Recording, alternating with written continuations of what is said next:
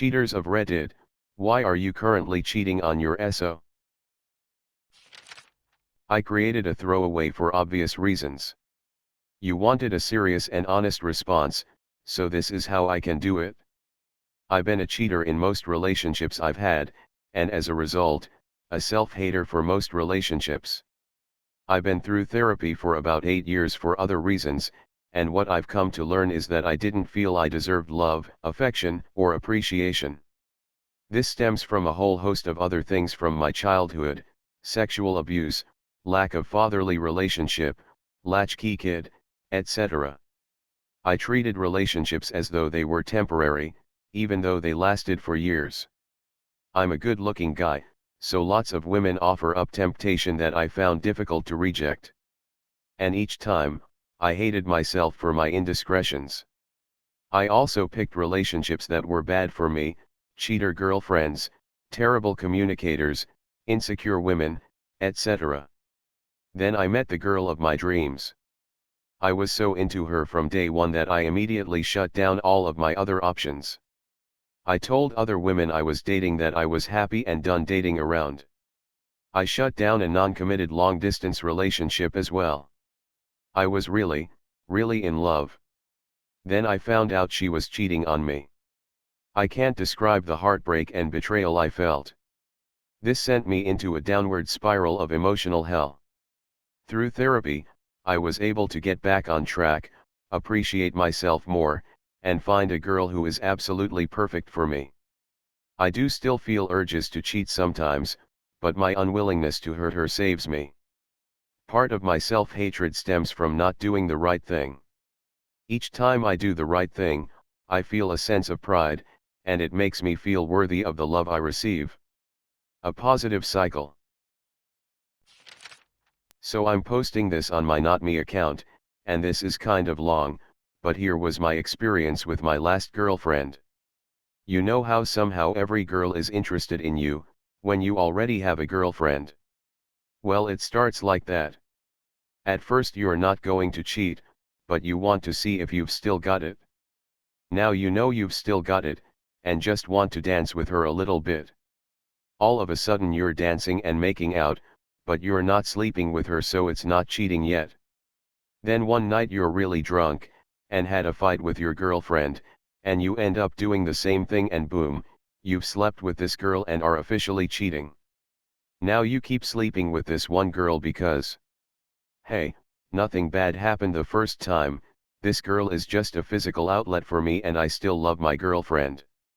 Well, time goes on and you've fallen so far over the line, that you can't even remember when you really crossed it, and this new girl wants more from you, and your girlfriend is wondering why you suddenly have to work late, but are making no more money, and you've got to try and find a way to break it off with the new girl, but it's hard because you kind of like her too.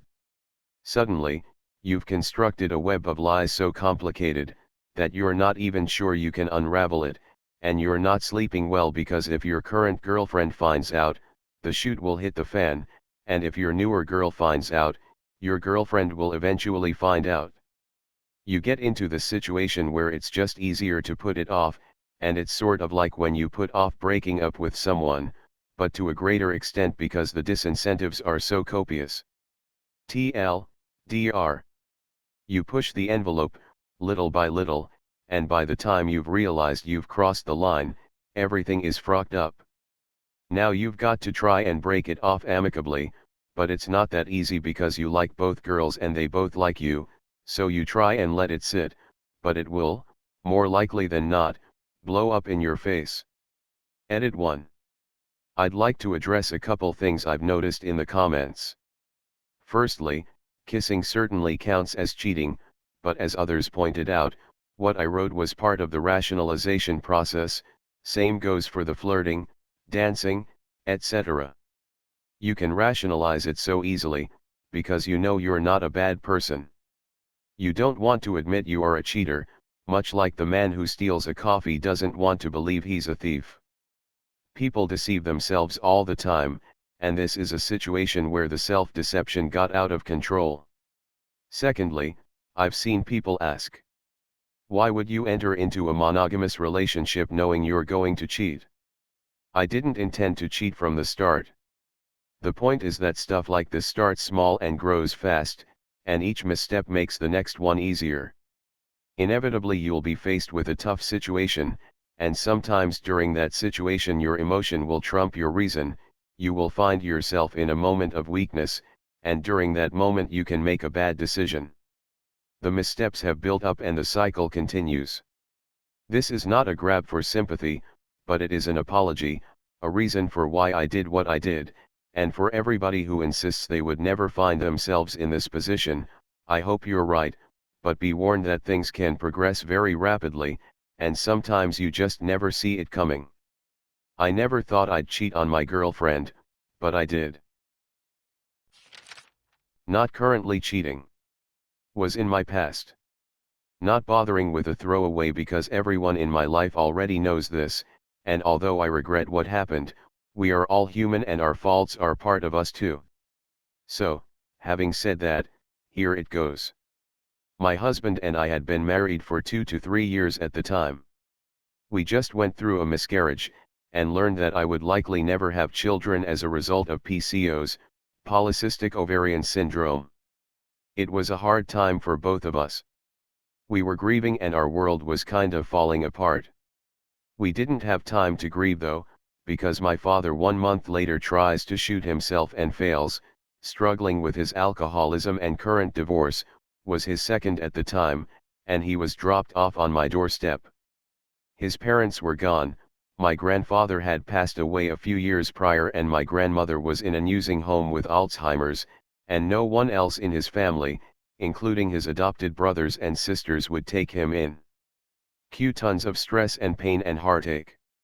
Husband is bitter and angry about the miscarriage, and the news that his wife can likely never give him children, and is unable to express or sort out his feelings partly due to the fact that currently, I myself am on the verge of a meltdown, and also because my dad, passed out drunk on my living room floor every night, is taking up all of our personal time. We begin to avoid one another, because all we do is fight. Our hurt and anger comes out in nasty words and jabs at one another. 4 months go by like this. We stop having sex. He goes in autopilot mode, and goes from the bed to the computer to work and back again. Rinse and repeat. We stop talking.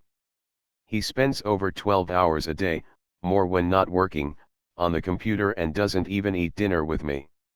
He is working 15+ hours a week at McDonald's. I am doing 50+ hours a week a metal fabrication shop. I work, I clean, I cook, I mop up the puddle nightly that is my father, and I sleep. My husband and I grow apart. I start to feel unappreciated, as I take his absence in my life and in our bed as him ignoring me and or resenting me for not being able to give him children. I begin talking to someone through an online page, that I play in my spare time to keep my sanity, that I met through my guild. The talking goes from in-game to emails and from texts to phone calls. I tell this person how lonely I am. He tells me I am worth more. Tells me that I am not less of a woman for not being able to produce children. He pays attention to me. He calls me beautiful. He asks me how my day is. He becomes a distraction from the pain, and a cure from the loneliness that my husband is inadvertently making me feel. We have phone sex a few times. I send him photos. He sends me photos. He talks about driving up and meeting me. He was a few states south of mine. It never comes to pass. Eventually, I tell my father what is going on. I am feeling guilty and lost and want some advice. He is too drunk and bitter from his divorce, and cries out that all marriages are shams. He encourages me to continue cheating, because all marriage is a joke and my husband is an asshole. I have a nervous breakdown at work. Lock myself in a bathroom stall and sob on the floor crying out for my mother. The secretary of the company gives me a ride home. They call me back the next day and ask me not to come back in, that I am no longer needed. Jobless and broken, I come clean to my husband. He is surprisingly unfazed. Says he figures I didn't want him around anyway. I tell him that is the opposite of what I want, and actually am just so damn lonely. He says he is too but can't deal with anything right now. He is lost. We are both lost. He goes to work at his new job, had to get a 40+ hour a week job after I lost mine, at a plastics shop. We agree that maybe he should move back in with his mother for a while. His bags are packed. I stare at them while he is gone. Dad tells me that I should say frock it to my marriage because it's all a lie, and go with him as he returns to work as a long-haul truck driver cross-country.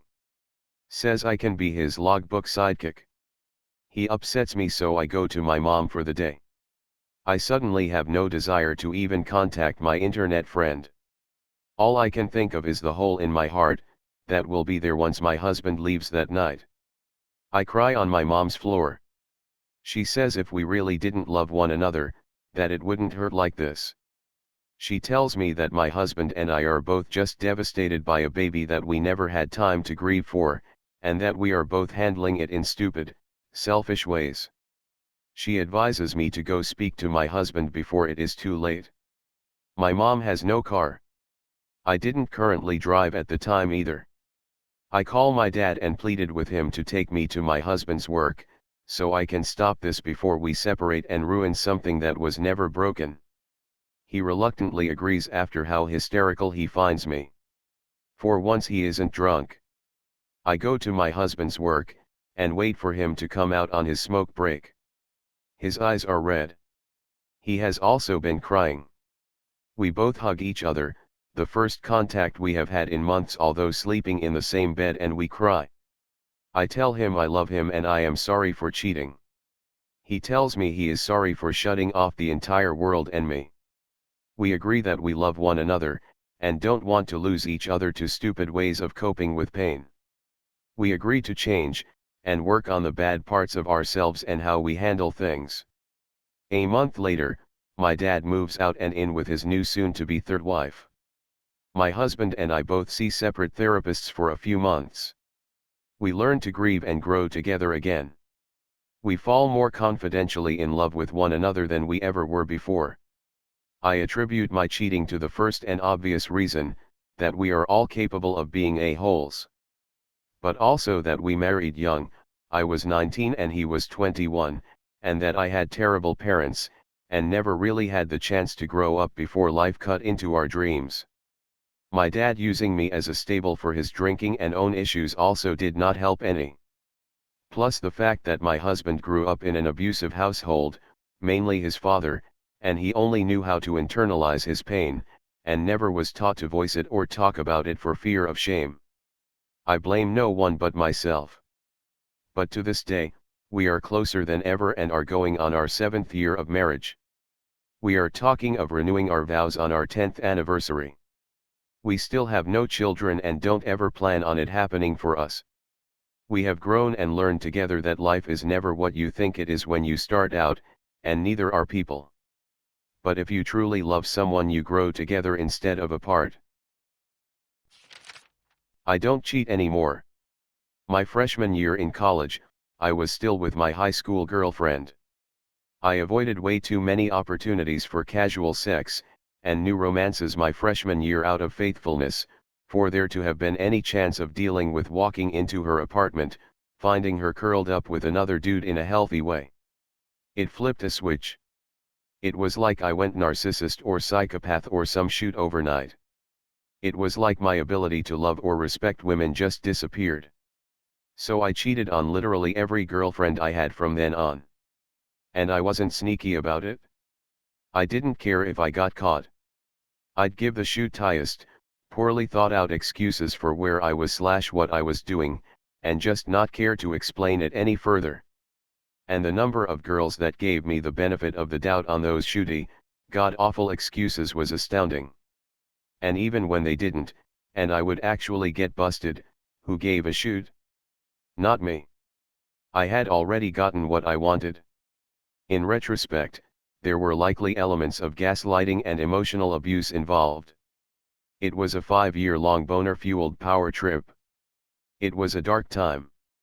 The woman I ended up marrying was the catalyst for change, though I think I started calming down some by that point anyway. Didn't cheat on her, we got married, still didn't cheat on her. She cheated on me. 3 different people, some more than once, that I know of.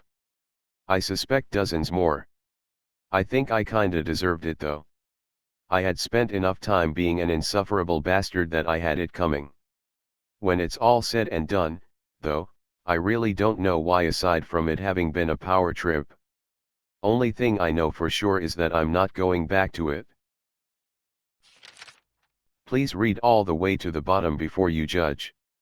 My wife and I are best friends, we latched onto each other in our early 20s, and know we will always be life companions. It's such a great fit, so much understanding, mutual humor, pleasure in each other's company. We love making a home together, having friends, sharing our days and meals. We've been together 30 years and raised a couple of happy, well-balanced children. Ideal, right? Well, yes and no. It's been an everything but sex arrangement pretty much from the start. Not by plan. That part never came together somehow. The bedroom hasn't always been dead, we did manage 2 pregnancies after all, but almost always. Months have sometimes gone between couplings.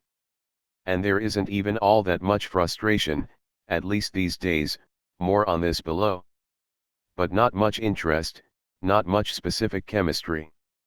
It would be great if we had memories of a brief sexually frantic phase like many couples have, but nope. We were both virgins at the time of our marriage. I did experience a crisis about sex a few years into the marriage, feeling like I had missed something essential in my life. She felt sorry but powerless to help, and then I met a childhood friend who I hadn't seen for many years, learned that she'd always had a crush on me, and decided to act on it. It wasn't a moment of weakness, but a deliberate decision that I informed my wife of in advance. Didn't ask, just said I need to do this, went away for a weekend with this other woman, then went home, wondering, have I destroyed everything? Instead she welcomed me in happy tears and wanted to know if I felt better. And I did. Not only that, but we had a period after that where the bedroom was positively alive. Didn't last a long time, but damn it was nice. Since then, we both pretty much put it together, that the only thing that sparks her sexual interest is the perception of competition. She can't be sexually attracted to me, except when she can believe that someone else is too. While I haven't made a pattern of explicitly seeking out actual adultery, emotional cheating turns out to be beneficial to the marriage, provided she knows about it, or at least is encouraged to suspect it. Which I guess makes it not cheating at all, although most people would probably see it that way. She wants to know when I am in flirtations with at the workplace. She occasionally asks I would like to go to bed with, among my friends and hers. She wants to know if I had any close calls, near seductions, at work conferences and such. All of this peps up our sex life, to some extent. No, we haven't turned into a pair of legendary lovers this way, but it kinda gets us both by. And I'm getting old enough now that my sex drive is starting to wane, and things are more equitable between us that way than they used to be. Now before you say, I need help, or she does because of her presumed self-esteem issues or whatever, I'll assert this.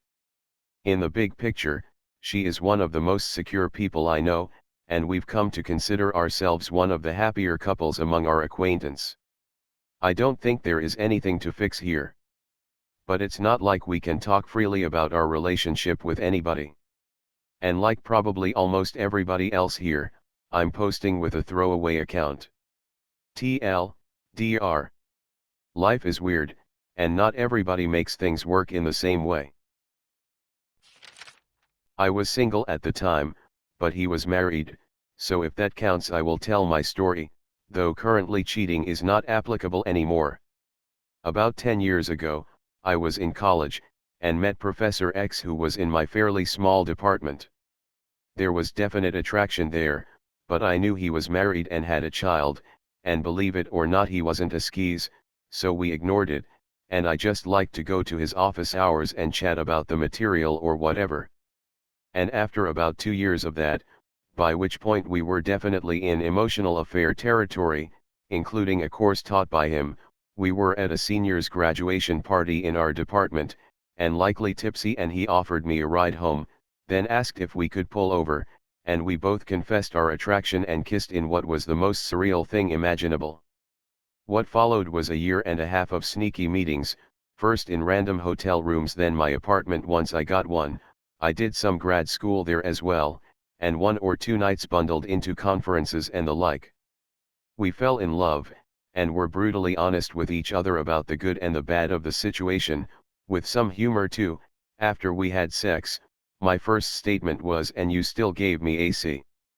Referring to the class I took from him a year ago. No way in hell we would have done anything while still in such a position. He still loved his wife and child, and I was always second to them, literally the first thing we agreed on in that car, but to quote him, it was like getting struck by lightning, and something he had never done before nor planned to do again. I know Reddit won't believe him, but even though this was some years ago, I know it was the case then at least, and we still email sometimes, and I've no reason to disbelieve him. Incidentally, I should mention, beyond just really liking each other to the point where we couldn't ignore it, he was also down to having sex like once every 6 months with his wife. Even though they'd tried various ways to rekindle things, she was just no longer interested as she got older and her chemistry changed. And he was good guy and loved her deeply. Once again, I was never ever first over her, so he wasn't about to tear his family apart over a dead bedroom, but yeah, even if not the primary factor, it was surely part of it. He also had the gallows humor of telling me when we ended it that the best sex of his life was over. We did some amazing exploration he never did with her, and he never planned to cheat again, so ergo. Anyway, we ended up ending it because he was just feeling more and more like a sleaze lying to his wife, and eventually we ended it, and that was that. I cried so hard and was feeling badly for at least a month or 2 after that, because while I'd always understood it was going to end that way, and was willing to do it anyway, it didn't make it hurt any less, and of course because I never, ever told anyone what we were up to, I was in pain inside but couldn't tell a soul why. That was pretty awful. So why did I do it even though I couldn't ignore it? Honestly, to steal his phrase, it was like being struck by lightning. I will never have a relationship with someone married again, though believe me there has been opportunity, but after 2 years of build-up this was not just something I could ignore and say I didn't want. I couldn't walk away even though I knew it would end in heartache, because I think back on our time together and it makes me smile to remember those moments. And yeah, probably compartmentalized a bit, as he was the one cheating in a relationship, not me. I will also say though, if I end up in a stage of life where I find the one I want to marry, I will make it clear, if he feels like he has been struck by lightning by someone else a few decades down the line, especially if I'm no longer interested in sex as much, though may that day be far off, I wouldn't hold it against him if he followed through. Though if anything I'd prefer it if he just told me. Maybe that makes me strange, but I feel like I learned a lot about how relationships can evolve even when everyone involved is a good person who loves each other very much. I fell in love again. Wall of text. I am married, have been together for 25 years, since college. I love my husband and have never ever considered cheating. I have had many offers over the years, but have always refused. I have never even been tempted. Usually, what comes to mind is that I am flattered and take it as a compliment. I can always imagine these men with someone else, and honestly hope they will find happiness like I have. I am still happy in my marriage.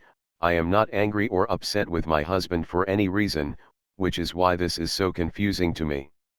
I have never planned this, I didn't look for this, I did not seek this out, I never had any intention of ever cheating. I have been seeing a therapist to try and figure out why I am feeling this way, but it has not helped at all. Backstory: married 20 plus years, most happy, normal ups and downs like any marriage. Children are in college. Husband travels and is away for months at a time, but we FaceTime almost daily. I am independent and manage the household on my own. I work from home, and travel for work once or twice a year. Man I cheated with is a client, but won't be much longer as I am leaving the company. Here we go.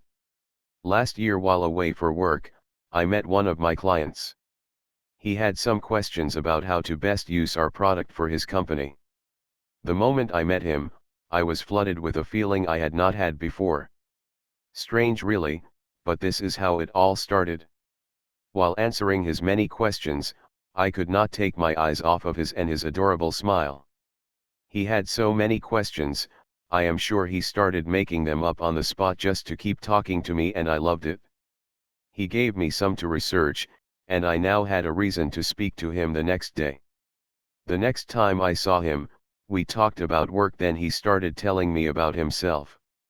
I made excuses to see and talk to him a few times while we were there, and the last night we spent hours together taking and laughing with other co-workers. He walked me to my room and I let him in. We talked and he tried to kiss me. This man completely took my breath away. I felt like a teenager again. My stomach was in knots and my mouth was dry, I was blushing constantly, and could barely form a coherent sentence. Oh, I wanted him so bad, but I refused. I apologized for leading him on and told him I was married, and just could not do this. He was respectful and left. I said I hoped to see him at the next conference, but I hoped he might come with a girlfriend next year, because I may not be able to refuse a second time. I honestly wished him well and was hopeful he would find a kind, beautiful woman to make him happy. Since he walked out my door, I have not been able to stop thinking about him. He pops into my head out of the blue, and I catch my breath and get butterflies. I can't explain it, and I figure in time this will stop and these feelings will go away, but they never do. It has been a year now.